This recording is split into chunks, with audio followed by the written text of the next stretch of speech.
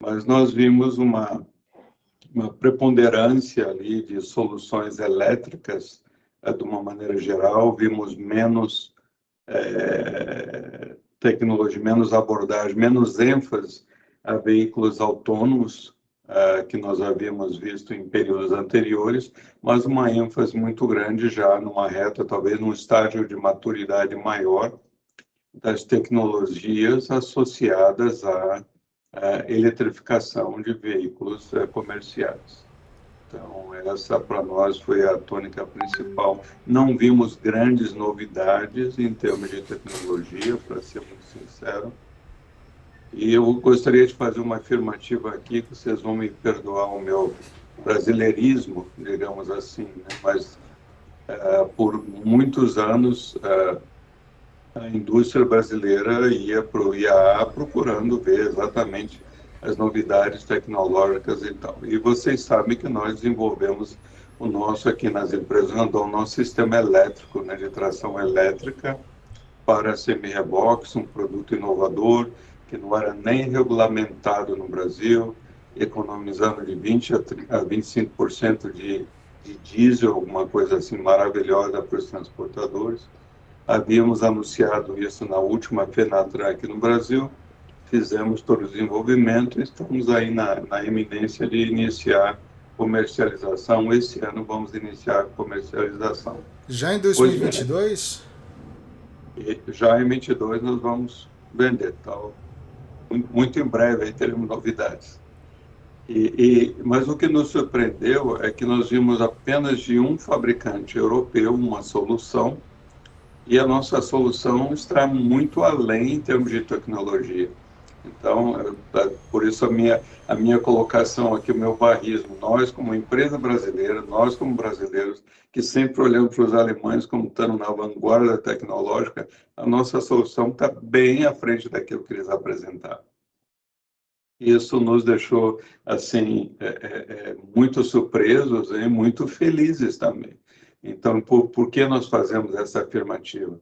A solução que eles apresentaram lá foi uma única empresa, os restantes eram outras soluções para outros fins. A única que se aproximou da nossa solução, eles acrescentam um peso ali de 2,4 a 4,4 toneladas a mais no peso do veículo. A nossa solução de 600 a 800 quilos a mais.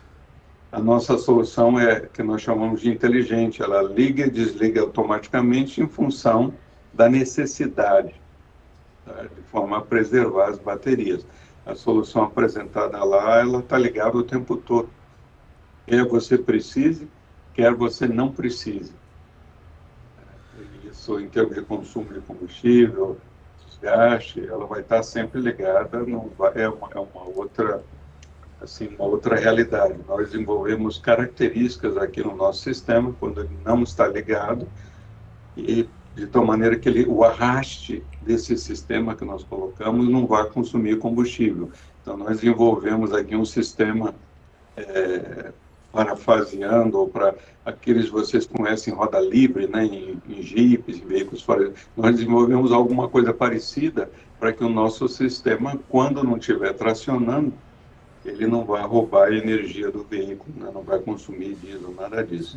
Então, nós ficamos ali, gente, honestamente, muito, muito felizes ali de olhar e falar, puxa vida, eles estão 4 ou 5 anos atrás do que nós estávamos. Então, mais uma vez, empresa brasileira, tecnologia que nós criamos aqui no Brasil, indo lá para o berço das tecnologias e ver e constatar que a tua solução está alguns anos à frente daquilo que foi apresentado, nos deixou muito felizes, honrados, modestamente honrados, mas como brasileiro me sinto muito feliz e não aguentei, tinha que dividir isso com vocês.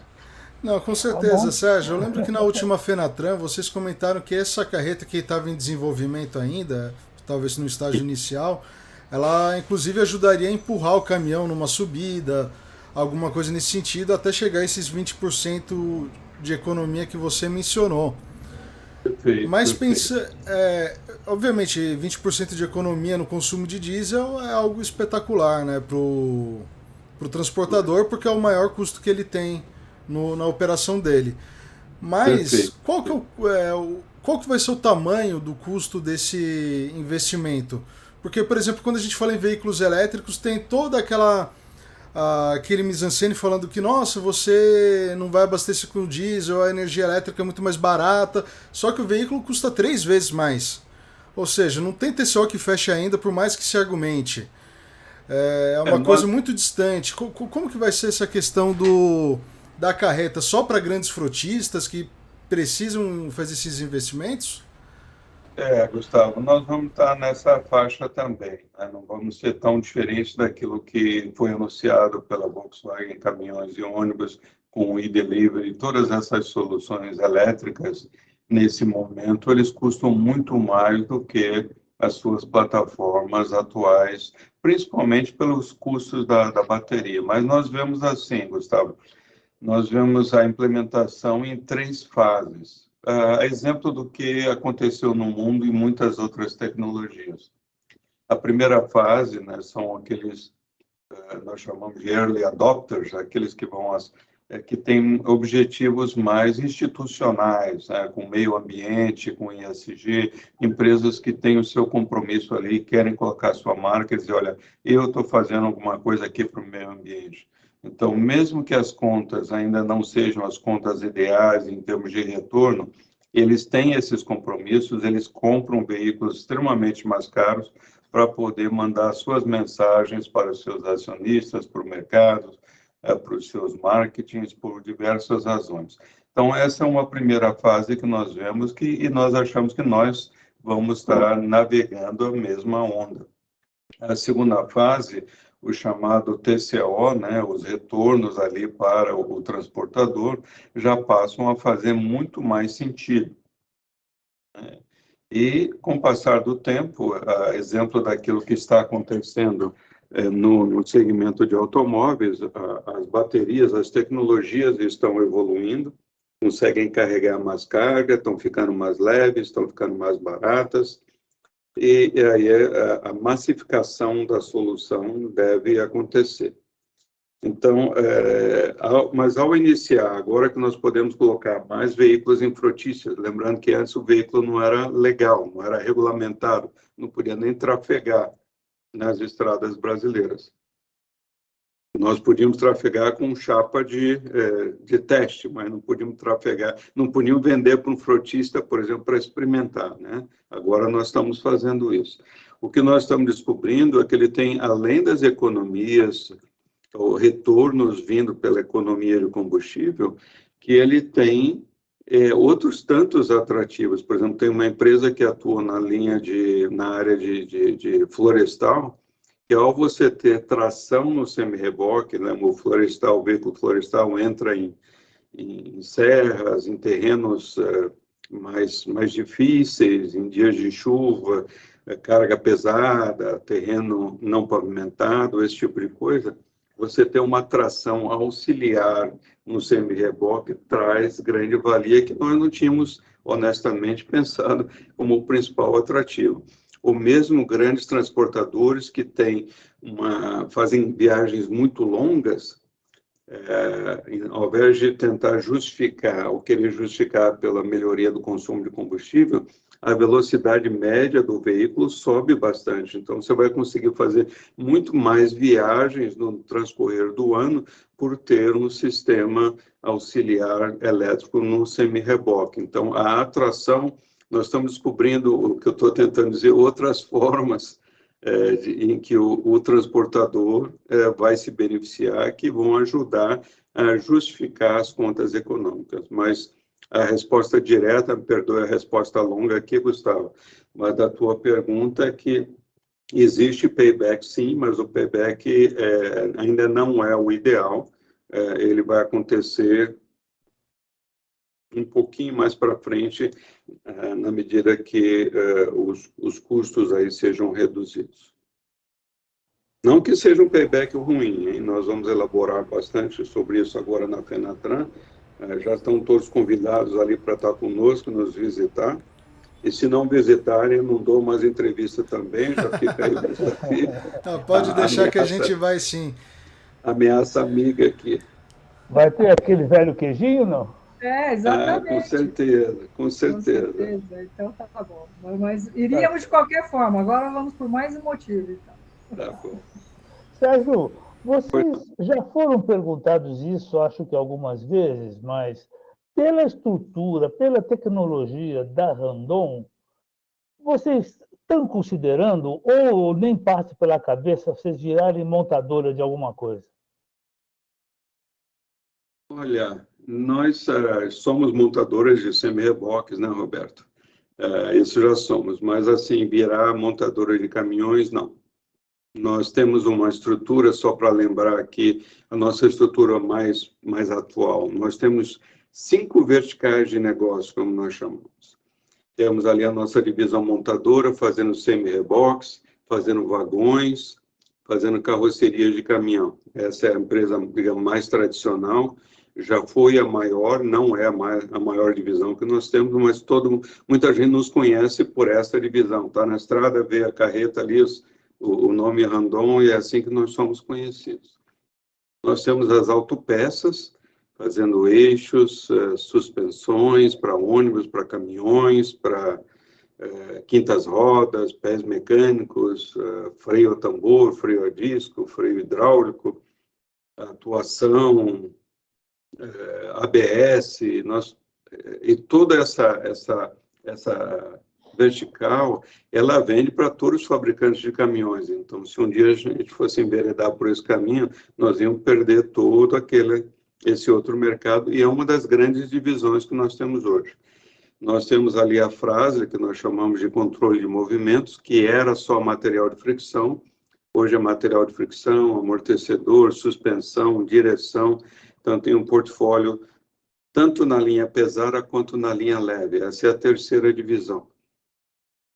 A quarta é a nossa área de serviços financeiros. Nós temos um banco, temos um consórcio, temos uma seguradora, temos investido ali em startups também, né, através dessa divisão, e anunciamos aí, talvez me ajuda aqui, Lucas, um mês atrás, uma parceria para fazer rental também. Então, nós vamos estar, assim que o CARD nos permitir aprovar o nosso projeto, nós vamos estar embarcando ali no rental, como anunciamos aí 30 dias atrás. E a última vertical é de tecnologia mais avançada, coisas mais disruptivas, quer sejam como produto, quer seja como um meio industrial nosso. Então, como produto, por exemplo, nós desenvolvemos ali materiais compostos, substituindo materiais em aço, e economizam ali, tiram 60%, 65%, 70% do peso da peça, quando comparado com a peça em aço. É uma tecnologia muito legal. Nós desenvolvemos o nosso próprio sistema de ABS nessa divisão. Nós criamos a Naiwan, uma empresa que atua na área de nanopartículas. Nós anunciamos há uns 6 meses, 9 meses atrás também. E essa nanopartícula, gente, é uma coisa assim maravilhosa, a nossa expectativa é maravilhosa com relação a isso. Você mistura a nanopartícula de nióbio, por exemplo, com a pintura, ela melhora a resistência à corrosão 3, 4, 5 vezes. Você mistura com aço, o aço fica muito mais forte, e você consegue projetar as peças menores. Mistura com ferro fundido, mesma coisa. Então, nós vamos contribuir, ter soluções aí muito mais leves, por causa dessa tecnologia de nanopartícula brasileira, patenteada aí no mundo inteiro, gente. No mundo inteiro. Então, essa é a nossa quinta divisão. Outra vez, estou falando bastante aqui, Roberto, para dizer que se eu fosse entrar no caminho de fazer um outro veículo, nós iríamos dar trombada, ou seja, conflitar com clientes importantes nossos, e não temos intenção nenhuma de fazer isso. Sérgio, com o avanço dessa tecnologia nano, que você consegue reduzir peso significativamente dos produtos, a gente consegue pensar num futuro com equipamentos mais baratos também? Ou uma coisa não tem nada a ver com a outra, o desenvolvimento tecnológico dele vai impulsionar o preço junto. Mas se você está usando menos ferro, de repente... Eu acho que numa fase inicial, talvez um pouquinho mais caro, Gustavo, mas logo depois trazendo o balanço de redução de custos, sim. Por exemplo, na Fenatran, nós já vamos mostrar ali um cubo de roda, né, que vocês conhecem bem do que eu estou falando, que é extremamente mais leve. A grande vantagem da nanopartícula, o nióbio todos nós conhecemos, né? Um metal raro ali, as reservas são predominantes, brasileiras são muito grandes, né? A CBMM é o grande produtor do nióbio aqui no Brasil, e é um metal maravilhoso. Nós mesmos fizemos experiência anos atrás, nós colocamos, gente, 0,2%, 0,2% de nióbio num cubo de roda, não, perdão, num tambor de freio. Caminhão. A durabilidade melhorou em 40%. Só que o custo dele subiu 40% também. Então, você fica limitado a nicho, né? Será um produtor de ônibus que, né, para e sai toda hora, consome muito freio. Então, para ele, pode fazer sentido pagar mais caro e ter uma redução, uma melhoria do seu desempenho operacional. O que a nanopartícula de nióbio faz é que, a nível ali estrutural, molecular, a interação é muito maior com a nanopartícula do que ela é com a micropartícula. A nanopartícula, gente, é o milésimo ali do micro, né? Ela chega a ser metade do tamanho do vírus do Covid, só para dar uma ideia, metade do tamanho. E como essa interação é muito melhor, você consegue, com uma quantidade muito menor, você consegue os mesmos benefícios. Aí nós mudamos a equação custo-benefício e achamos que essa solução vai ter um futuro assim maravilhoso, vai ser muito transformacional. Nós anunciamos isso há pouco tempo atrás, inauguramos a nossa primeira fábrica em dezembro, então a gente ainda está engatinhando nesse processo. Já estamos em produção para aplicação de tintura, né, de tintas, mas nós vamos aplicar isso para fundidos, vamos aplicar para até protetor solar, gente. Ele passa a proteger mais. Eu nunca pensei que nós pudéssemos um dia até enfiar Randon no meio da indústria de cosméticos. Não estou dizendo que nós vamos fazer isso não, mas até protetor solar, a nanopartícula ali melhora bastante, ajuda bastante. Então, todas as áreas que nós experimentamos até agora, os resultados são muito promissores e nós estamos para lá de animados com relação a essa nova tecnologia. Sérgio, com essa evolução de nanopartículas, etc., como você considera hoje a relação entre alívio de peso via projeto ou via materiais? Olha, as soluções via materiais, elas têm representam, acho que, uma oportunidade muito maior de redução de peso do que por projeto, né? Projeto, digamos, já houve, com o passar dos anos, uma evolução, Pedro. Então, não é que você vai pegar um veículo ali, um semi-reboque, um caminhão e dizer, tudo aqui é arcaico, pesado, cheio de oportunidades. Acho que, com o passar dos anos, os engenheiros ali foram melhorando, mas melhorando assim, tira um pouquinho, vai melhorando aos pouquinhos. É algo mais evolucionário, né? Quando você pensa em materiais, nós lançamos a nossa carreta aí há 2 meses atrás, nós estamos no final de setembro, 3 meses atrás. É que tudo passa tão rápido que acho que vocês, como eu, a gente já se perde aí no tempo, né? Parece faz tanto tempo, mas foi 3 meses atrás. Nós lançamos a New R, uma carreta graneleira. Dependendo da configuração, nós estamos tirando 700 quilos, 1.000, 1.300 ou 1.700 quilos. Foi um sucesso de vendas assim maravilhoso, mas foi através de materiais, Pedro. Tem mudanças de geometria, de forma? Tem, mas a grande diferença foi, né, usar mais alumínio, material composto e outras coisas.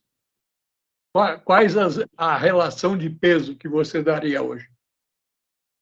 Eu diria que 80%, 85% está vindo da ciência dos materiais e os outros 15% de troca de geometria, melhoria de geometria. Talvez nessa faixa de 75% a 80% dos materiais e a diferença vindo de otimização das geometrias, né, dos projetos ali em si.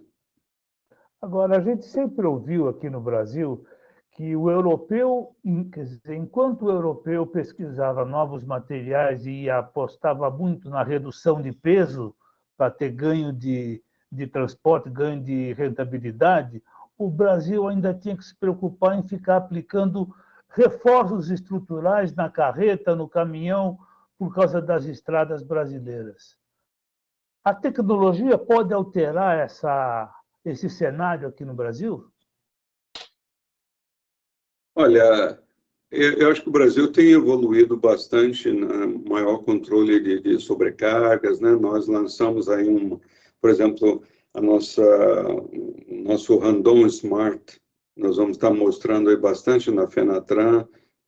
Lucas, nós já anunciamos para o mercado Smart, né? Senão, eu também já falei demais aqui, mas tudo bem. Randon Smart já é um produto divulgado, sim, Sérgio. Nós vamos ter 3 fases desse produto. Uma delas é um sistema de controle de peso automático que já existe, mas não funciona nas condições brasileiras na medida que o nosso motorista levanta os eixos ali na hora de passar no pedágio, por todo esse racional, aí os sistemas que existem, todos eles param de funcionar, o nosso funciona em condições brasileiras. Então, acho que já houve uma evolução no sentido de controlar melhor a carga e vai continuar havendo.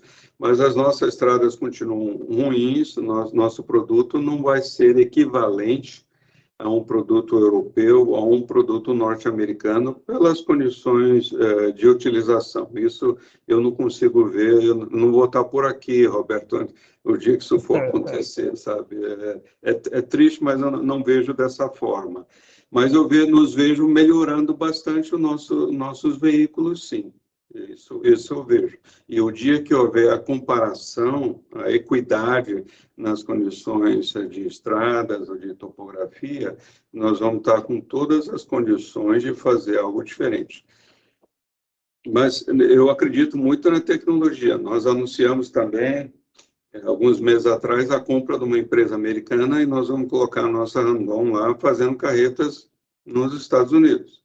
E lá nós temos 3 fases. A fase 1 é fazer a transação, nos americanizar um pouquinho, aprender como lidar com aquele país, mas as tecnologias que nós temos não tem lá não.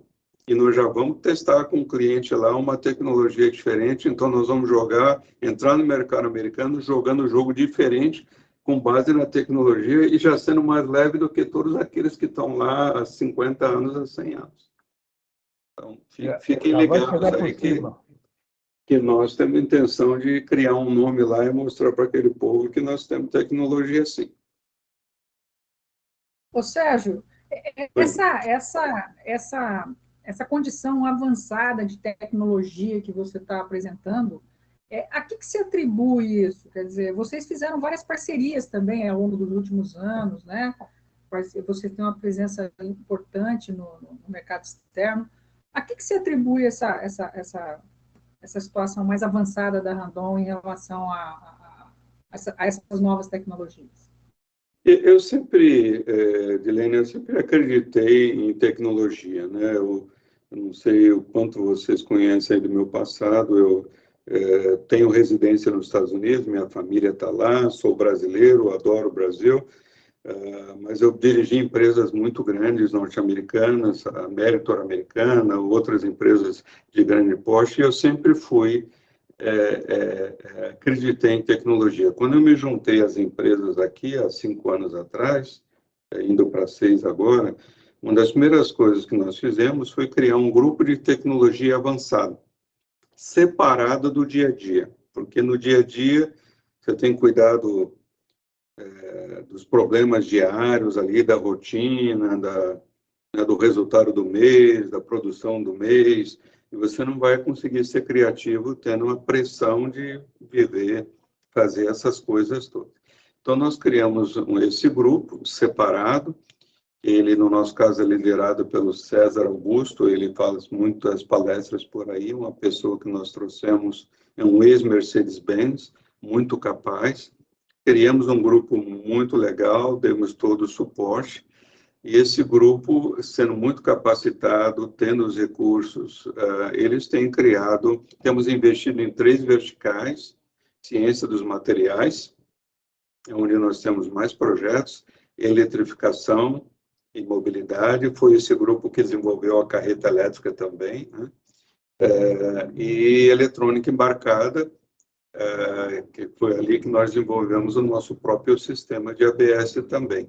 E depois que esse grupo faz esses desenvolvimentos, aí ele entrega para uma unidade do grupo para produzir. Agora você produz e você vai fazer o mercado, passa o bastão e dali para frente é com eles. Mas a criação dessa tecnologia é de um grupo específico. Então, o que nós fizemos foi capacitar, trazer gente boa, acreditar. Um dos maiores problemas que a gente tem, às vezes o brasileiro tem aquele complexo de cachorro vira-lata, né? Ele não é de raça, só os outros, que só a Bosch da vida, só essas grandes empresas conseguem fazer essas coisas, e eu nunca acreditei nisso.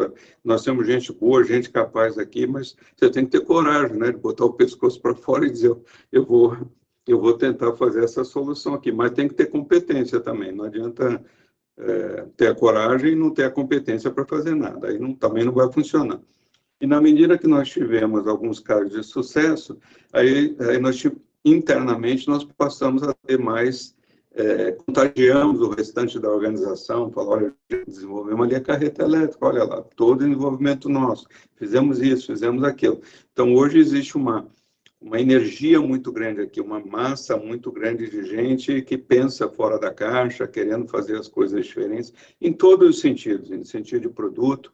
No meio industrial, né, nós criamos 2 empresas, a RTS e a Alton, para transformar o nosso meio industrial, para a gente ficar mais competitivo, criando soluções muito avançadas.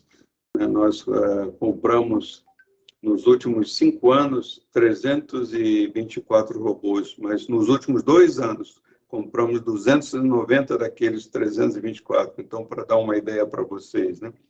E tem soluções industriais, lançamos uma fábrica da Yoshi em Campinas para fazer articulação de ônibus, aqueles ônibus articulados, uma fábrica super moderna, feita por nós. Nós criamos toda a nossa RTS, né, que é a nossa divisão que cuida da tecnologia industrial. Ela fez toda a solução e temos 6 pessoas só trabalhando numa fábrica inteira, 6. Tamanha modernidade, a rastreabilidade, tudo isso. Então, toda a criação dessas nossas áreas de tecnologia. Então, temos a área tecnologia de produto, tecnologia industrial e a nossa transformação digital também. Então, nós investimos nessas 3 frentes, digamos assim. Ô, Sérgio, então eu vou emendar uma outra pergunta aqui, já que ninguém se manifestou. Na esteira do que o Roberto falou, das condições das nossas rodovias, nós estamos falando de nanotecnologia, você acabou de descrever um cenário de investimento em inovação, que a empresa está completamente voltada para essa questão, e no Brasil nós ainda temos produtos perecíveis sendo transportados em carroceria aberta, e todos os riscos que isso envolve, etc. Como é que você olha para esse mercado, para o futuro? O Brasil, como é que fica o Brasil na evolução desses implementos e na adequação para uma melhor logística de transportes? Olha, aquilo que envolve, Edilene, regulamentação, que passa pelas esferas, às vezes, políticas, tudo isso traz consigo mais desafios e acaba freando toda a evolução, né? Então, nós temos normas aí, por exemplo, para-choque no Brasil, né? Nós temos que ter um sistema ali tão robusto para evitar que um carro entre na traseira num semi-reboque, que nós carregamos, não sei, 100 quilos, uma quantidade enorme, um peso enorme ali, que não precisaria ter, porque a ciência atual fala que se você for colidir numa traseira, você quer que a energia seja absorvida, igual no seu automóvel, né? Você não quer bater contra uma parede, você quer que o sistema ali vá se deformando, absorvendo energia. Então, nós sabemos que todo fabricante está carregando um peso enorme hoje, desnecessário, que está consumindo diesel desnecessariamente, porque nós não conseguimos ainda atualizar a legislação para dizer, gente, vamos mudar a regra para tal maneira que a gente absorva melhor os impactos. E isso passa por todas as etapas de convencer a autoridade, convencer isso, convencer aquilo. Isso leva um tempo muito maior. Então, nos vejo evoluindo na direção correta, na medida que a gente tenha profissionais liderando gerenciando essas unidades governamentais, nós vemos um progresso muito grande. Na medida que o pessoal põe políticos para cuidar de áreas técnicas, aí a coisa complica bastante, porque eles não têm a menor ideia do que vão decidir pelos fatores políticos e não pelos fatores técnicos, digamos assim, né? Então, eu nos vejo evoluindo, mas poderia ser uma velocidade maior, Dilenis. Eu acho que nós temos condição de evoluir numa velocidade maior, mas aí é uma jornada mais complicada, né? Não depende só da empresa A ou da empresa B, depende do país, né? Toda a estrutura, todo o desejo político, às vezes até, né? De se fazer melhoras ali. A legislação brasileira ela é conhecida por retardar a implantação de tecnologias novas, né? Você pega historicamente vários exemplos, desde o pneu single até essas coisas de incentivo a novas tecnologias. Você ainda paga um IPVA de caminhão velho, aquele que deveria sair do mercado, quer dizer, ele ainda é mais barato do que o novo, quer dizer, prejudicando toda a circulação do que seria viável economicamente, né? Eu vejo assim, nós tivemos progresso nos anos recentes. Esse próprio ponto, né, de você ter o programa de renovação de frota, que está na agenda aí há 30, 40 anos, né? E finalmente está vindo à tona, talvez não na sua formatação ideal, mas pelo menos direcionalmente no sentido de melhorar. Nós mesmos ali com a regulamentação da carreta elétrica também fizemos progressos, conseguimos isso em 2 anos, né? Ter um produto que não existia ser regulamentado. Mas eu continuo achando que na medida que hajam profissionais técnicos gerindo essas áreas, a lógica deve prevalecer, a gente deve ganhar mais velocidade. Se nós não tivermos pessoas técnicas capacitadas nessas funções, aí a coisa complica um pouco mais. Sérgio, qual que é o impacto que você espera do Renovar sobre o setor de implementos? Olha, nessa fase inicial, o primeiro ano, o segundo, eu vejo um impacto pequeno, é uma experiência, uma tentativa, né? É uma dessas situações que você vai engatinhar antes de andar, para depois poder correr.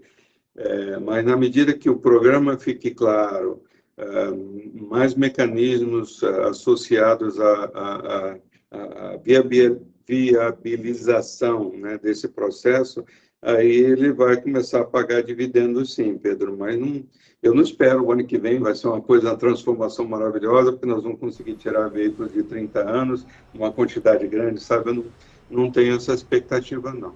Mas está na direção certa, vai ajudar, sim, mas vai começar de uma maneira mais tímida e depois vai pegando mais velocidade. Essa área de aluguel de implementos entra, né, nesse pacote de renovação, porque se a gente estiver falando em troca de produto, você pegar 20 mil num equipamento, seja um caminhão, seja uma carreta, para trocar por um zero, está lascado, que não vai nem conseguir dar a primeira parcela de financiamento. O aluguel ele chega para substituir para suprir essa necessidade de renovação? Não, eu acho que o aluguel vem por outras razões. Eu vejo assim a renovação, não tem dúvida que os veículos antigos são perigosos, poluem para chuchu, mas quem dirige veículo de 30 anos, gente? É aquele autônomo que não tem dinheiro, que não tem condição de comprar um caminhão novo. Então, você pode oferecer, Gustavo, leasing, financiamento, o que for, ele não vai ter condição de pegar um caminhão super velho lá e falar, agora eu vou comprar um Scania novo. Não vai conseguir. A diferença é, sabe, ele dirige um veículo de 30 mil reais e comprar um de 800 mil reais. Ele não vai conseguir fazer esse pulo do dia para a noite. Então, essas coisas, para mim, são dissociadas. Você vai conseguir tirar, sim, um caminhão. Eu vejo o efeito cascata. Esse proprietário de um caminhão super velho vai conseguir comprar um menos velho, e esse que vendeu o menos velho vai conseguir comprar um mais novo. Então, dessa forma, você vai, um efeito cascata, aí, fazendo a sua renovação. Então, eu vejo como positivo. Mas quem usa leasing hoje A tendência de leasing é uma tendência já muito sólida em outros países. Por exemplo, nos States, no segmento de transporte de containers lá, mais que 90% das transações são todas leasing, rental. Não tem venda mais para o armador, ali não, é tudo leasing. Eu diria no segmento de semi-reboque americano, em torno de 25% de todo o mercado americano, que é gigantesco, todas as transações são através eles chamam mais, usam a expressão mais leasing lá, nós falamos mais rental aqui, né? Mais aluguel. Mas assim, se você é um empresário, né? Empresário médio, se você é um grande empresário, você tem todas as opções de financiamento. Grande parte desses empresários são capitalizados, então eles têm opção de financiamento direto de banco, fazer o rental, fazer o que quiser, eles estão bem servidos e muitos deles compram até nosso aqui, produtos e pagam à vista, não querem saber de financiamento não. Então, o rental, para mim, ele é importante para o médio e mesmo para os pequenos. Então, se você tem lá as suas necessidades, mas você tem dúvida do que vai acontecer uns anos no futuro, então, ao invés de empatar o seu capital aqui nessas operações, como eu tenho dúvidas, deixa eu fazer um aluguel, porque se a coisa complicar lá na frente, eu devolvo meu veículo e eu não estou comprometido, sabe? É um dos atrativos. Outro atrativo, ele ajuda essa renovação. Os veículos novos são muito melhores, menos consumo de diesel. O TCO dos veículos novos é muito melhor, né? A produtividade é muito melhor.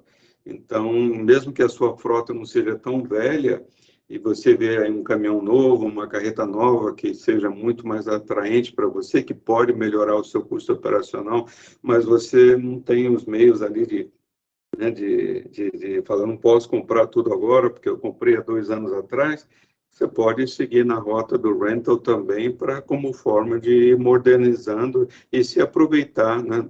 Como eu falei dessa carreta nossa nova, o New R, com tanta vantagem, tem muita gente ali que não tinha nem frota tão velha, falou, mas eu vou trocar, o produto é tão bom, então passa a ser um outro mecanismo que viabiliza a substituição desses veículos. Eu queria te perguntar de eixo elétrico, tá? Você falou que tem uma divisão especial aí para novas tecnologias, tal. E você tem já o exemplo da carreta, né, que está desenvolvendo, né? E é o seguinte, um eixo elétrico seu, a tendência seria desenvolvimento próprio ou contratar de terceiros, por exemplo, de um especialista aí do mercado? Nós fizemos tudo dentro de casa, Roberto. É eixo nosso, feito aqui, projetado, testado, validado, eixo nosso. Esse eixo pode ser cedido a terceiros? Sim, pode sim. Nós temos aí testes, não apenas em carreta, nós temos testes, isso deve estar na Fenatran também, vai estar na Fenatran, agora não tenho certeza. Mas tem testes acontecendo em caminhões, ali você tira o terceiro eixo, põe um eixo elétrico, e o desempenho do veículo melhora horrores, tem vantagens atrativas mesmo na configuração de caminhões. Você projetaria um eixo desses para o mercado americano, já que você está botando fábrica lá, tem as suas etapas para avançar? Nesse momento, nós não estamos pensando tanto no mercado americano por uma série de razões. A topografia lá do eixo é muito plana, na sua grande maioria. E os benefícios de uma tração elétrica, elas estão mais para terrenos mais irregulares. Então, os benefícios lá não seriam na mesma magnitude do que os benefícios que nós vamos ver aqui. Mas Brasil, Europa, América do Sul, de uma maneira geral, eles estariam na nossa lista de prioridade. Mas tem outras aplicações lá fora que podem ser interessantes, sim. Tem gente batendo na nossa porta aqui dizendo, deixa eu vender para